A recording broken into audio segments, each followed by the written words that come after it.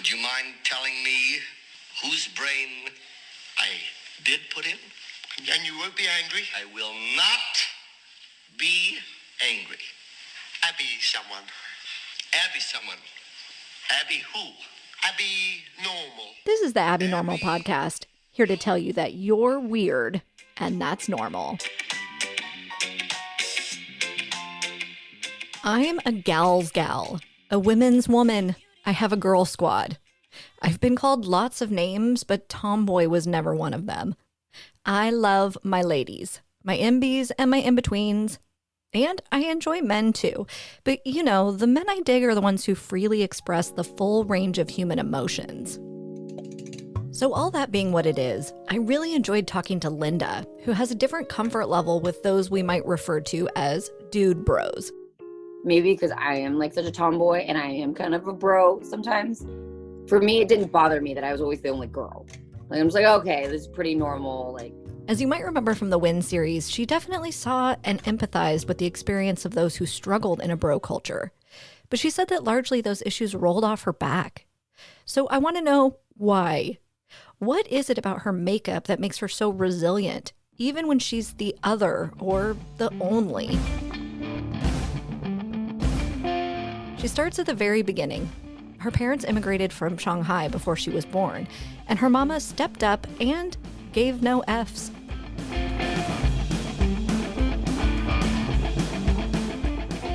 I was like, oh, it's all guys again. I think I just have been used to it. Like my mom, she's an immigrant. Both my parents didn't speak English.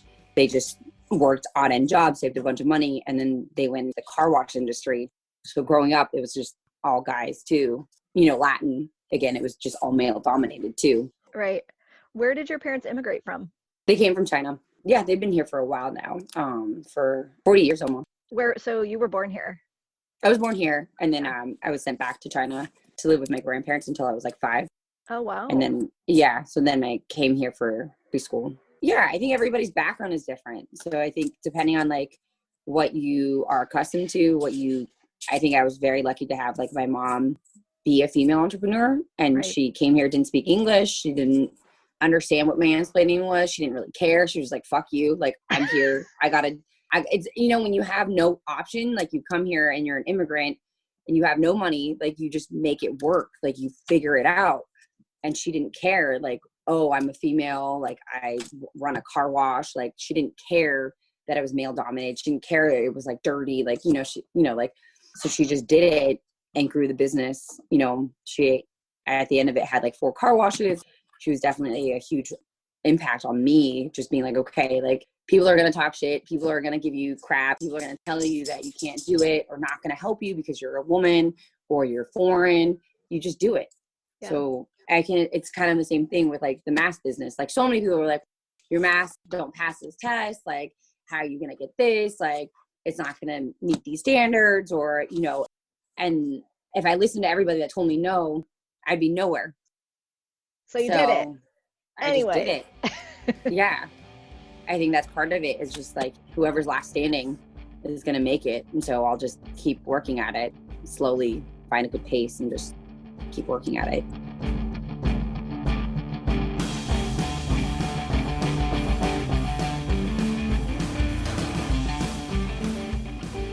Her mom modeled for her how to just keep working at your goals, despite whatever big obstacles are in your way. But Linda's also driven in her physical pursuits, which led her into traditionally male-dominated sports.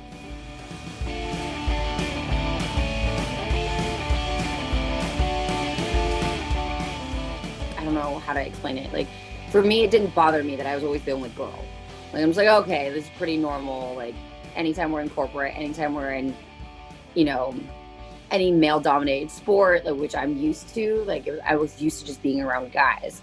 So I'm used to, like, how they banter, how they talk, or how they, you know, the occasional mansplaining or something. And you kind of just, like, take it with a grain of salt. And you, like, it takes a lot to, like, 1, piss me off, 2, to, like, really offend me. I just let it roll off my shoulders, right? It didn't really, like, you know, when you work with the equipment team for QA, your job is to go in and meet with all these development teams, meet with all these groups, aid them in production, help them with all their problems, you know, pretty much clean up aisle on 10 because they messed up on something.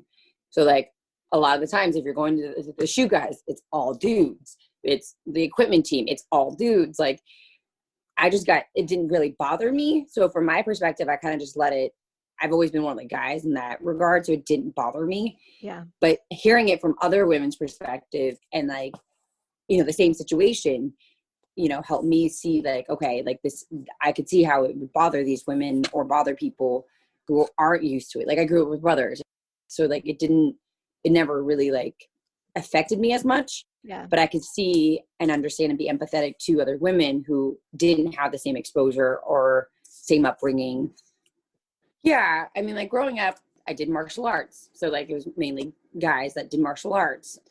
And then when I was in college, like I lived with all baseball players, like for 3 years. I was literally in a fraternity house. Like it was all guys. And then after college, I worked in a sports marketing firm. So I worked for the top like sports marketing guys that repped a bunch of NFL guys. And I took guys, to their signings. And it was just, I pretty much had every guy's dream job. Took our athletes to Super Bowl, took them to their signings and like got them endorsements. Again, that's all male, all old, all white.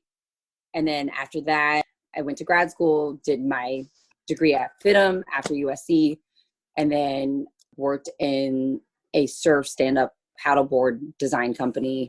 So it was, again, all males, majority all males for surf and stand-up. And then prior to that, like all my sports that I did was like, I did motorcycle track racing on like sport bikes. It's all males.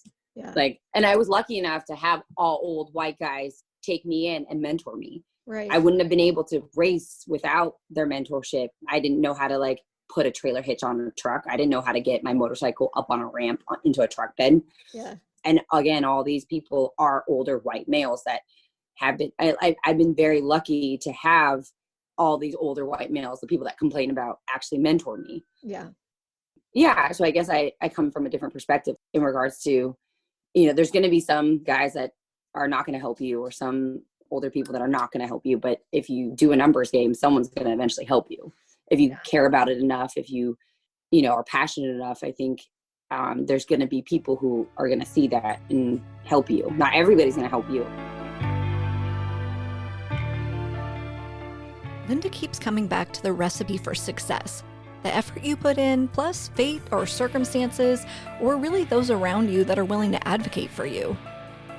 I was hired on as an engineer, and there was an open spot for the manager role, and I was able to get that spot within a year. I don't think that happens that often, but I wasn't afraid to say yes. And I had Rick, I had Karen, I had all these people that supported me too. So again, life is 50% like chance and then the effort you put in too. Yeah. And I mean, the 50% chance is also like other people, like you said, mentoring you and supporting you, there's no way I would be able to be where I was in the time length that I did it in, because I was, I had the support group. So again, it's 50-50 chance and on your efforts. I don't know. I think a lot of it has to do with, I guess, your perspective and like what you're confident in, being able to just say yes and just take the chance and take the risk. Some people are they're risk adverse, and that's, you just have to work on those points. Like for me, it's just, my weaknesses are organization, like staying on task. I get ADD really quick, and just being able to prioritize sometimes. And so having, building up the people around you that are good at those things, right. That's surrounding yourself with people that, you can learn from. Those are all the skill sets that I think helped a lot for me. Right. She's willing to take a risk and say yes. And she's also aware of her weaknesses and recognizes where her teammates can supplement those. But she also has a specific mindset.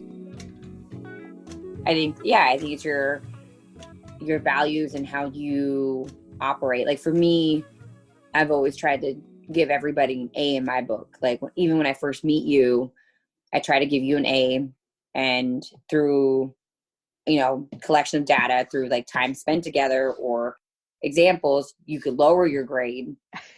So that's how I kind of view it. Like everybody starts, But other people are the opposite. Like Karen is the opposite. Everybody starts with an F. Right. So Right. she, her filter is set. Like everybody is an asshole. Everybody's like, I don't want to talk to you. And then you can earn your way up. Right. Like, so like for me, I'm just the opposite, and there's no right or wrong. It's just some people might start their like grading at a C. Like everybody starts at a C, and that's how I'm going to handle with precaution. Right. So true. It's just your filter setting. Linda became an entrepreneur last year. She currently operates out of her home, and those teammates and relationships she built have been critical.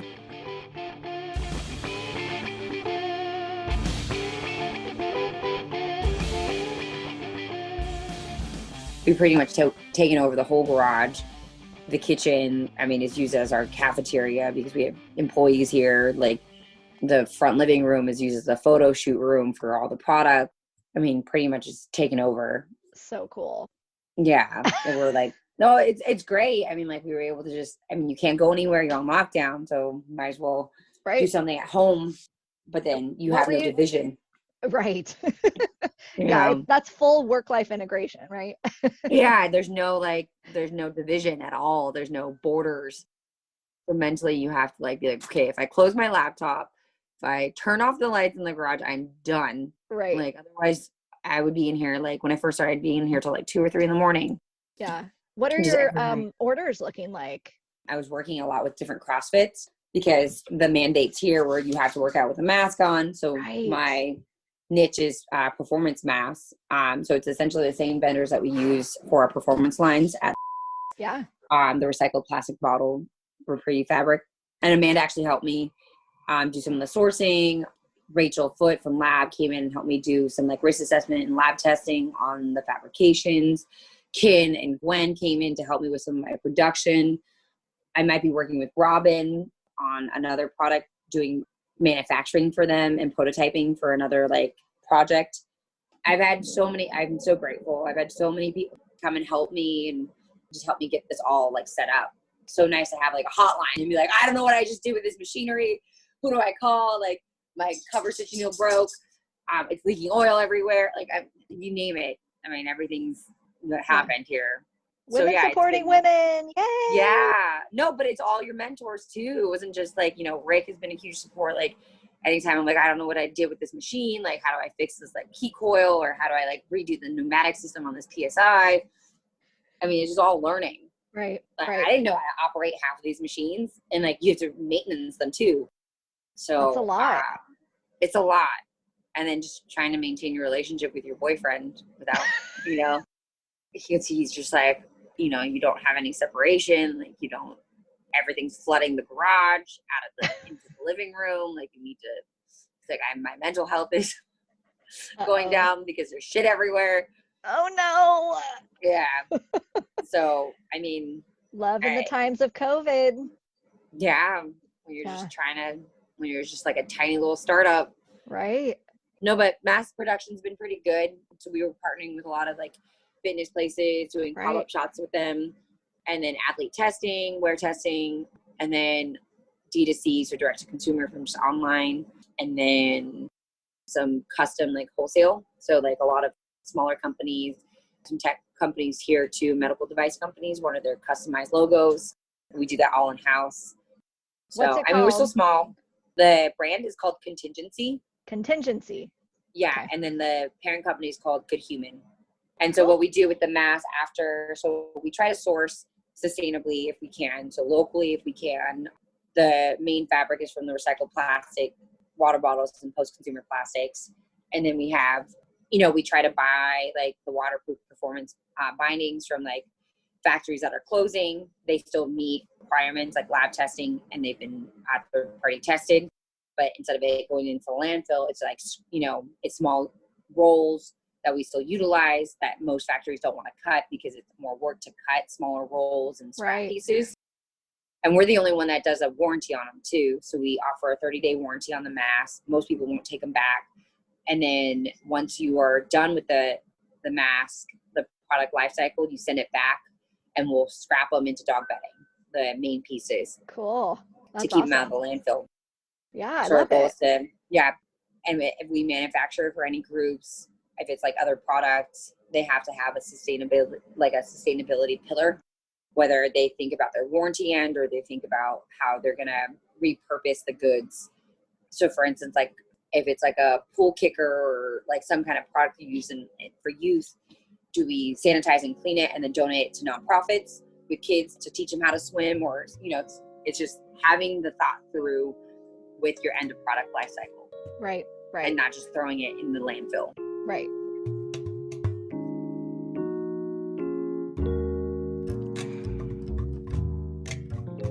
Linda is very passionate about a sustainable product life cycle, from the materials she uses, how her products are created, and then what happens to them after you, the customer, are done using them. In the Win series, she talked about how important it is to have a common goal in an organization, and it's no different with her small team in the garage. Give them purpose too, and also help them during a pandemic when they can't find jobs. Right. Figuring out how to get them legal. And they care about sustainability. They've seen it on their end in third world countries and how plastic waste has affected their industry, affected their country. So finding, you know, a purposeful brand has been really important to me because I don't want to just create more shit to put in the landfill. Right. The whole purpose is to be able to bring back manufacturing. People are going to need clothes. They're going to need products. But how do we set the path and set the standard where every company that manufactures goods is responsible, is actually taking care of their front product life cycle and then ending it correctly, not just throwing it in the dump. I mean, it makes me appreciate like what the sewers actually do, because I had to do all the production sewing when I first started. I did 500 masks by myself. I was like, I don't ever want to do this again. Right. It's hard. Like, I don't know how they do it. Like, and they're so precise too. So I was like, I can't ever talk shit or be like, no, like from a quality perspective, when you're inspecting things, you're like, oh, the stitch line is off. Like you're a quarter off and you don't realize how hard it is to do it. Right. Yeah. So true. So yeah, so it's been great. I mean, lots of learnings and definitely grateful that I had all those opportunities. She's grateful for the experiences she's had. And for something weird. COVID. It's been an adventure, but I'm grateful 2020 happened. You know, it has been hard, but I think maybe we need the reset.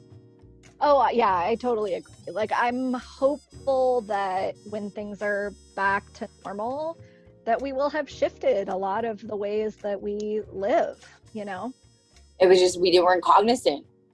I think we needed it. I think Mother Nature, and it did it for a reason. Like when a global pandemic, when has the whole world shut down at the same time? Right. Fully. Like so, when you think about it on a scale, the whole planet Earth had to shut down. Right. Yeah.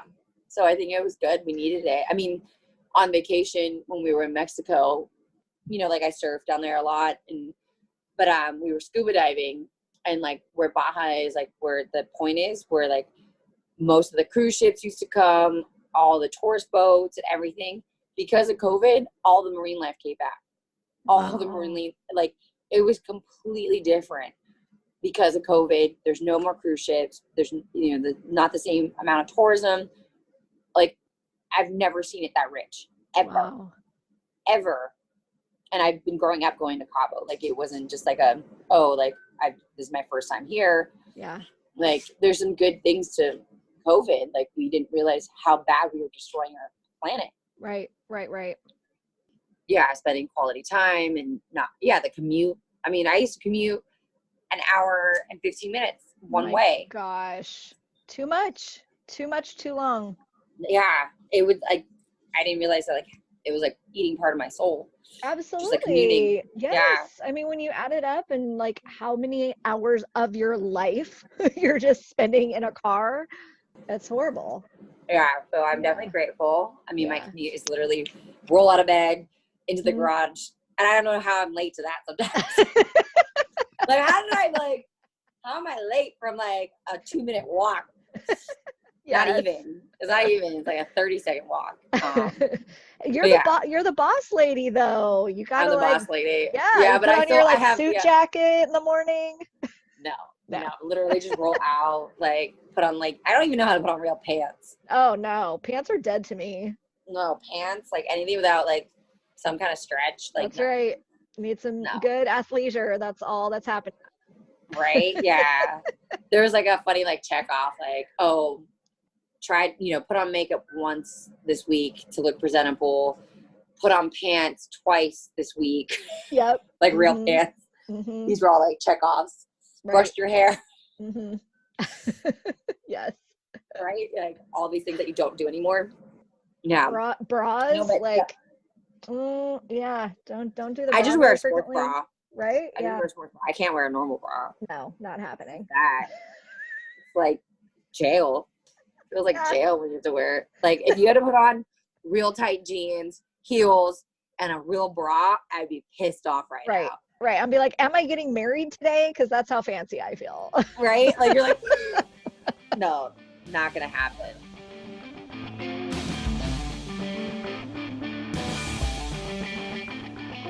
Linda is resilient.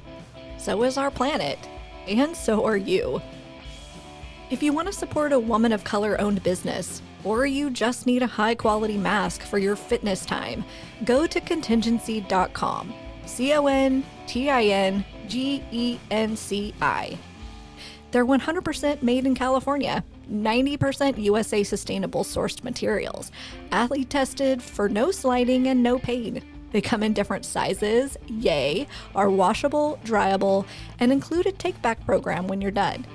When someday masks aren't needed, just spread the word. If anybody needs any masks, performance masks, there's a patent pending on it. Support local. It's all women done, third-party lab tested, athlete tested, pretty much everything. So yeah, spread the word.